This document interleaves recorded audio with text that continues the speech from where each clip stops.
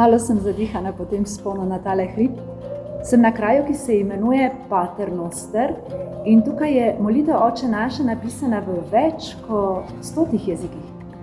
In me prav zanima, kje nekaj bom našla Oče naš v slovenščini. Pa poglejmo. V portugalščini.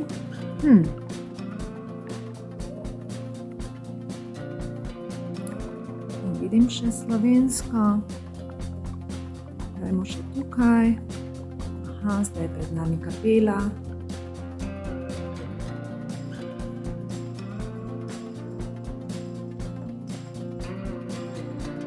V madžarščini. Tole mi je poznano. Poglejte. Super. Slovenščina.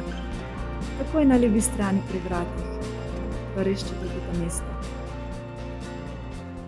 Tukaj v Jeruzalemu slišim iz zvočnikov mošej molitev 5-krat na dan, pa tudi srečujem Jude, ki hodijo v zidu žalovalnja in tam molijo.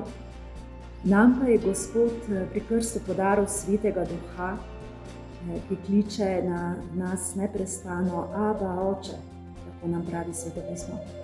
In ko mi molimo k našemu dobremu Očetu, se preprosto pridružimo molitvi, ki jo Sveti Duh izreka v mojem srcu, pa v tvojem srcu.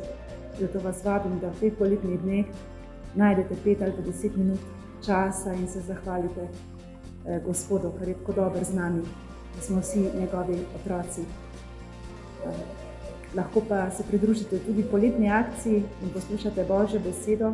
Letos poslušamo Lukov evangelij in pa apostolska dela iz Jeruzalema za poletno akcijo Sestrami.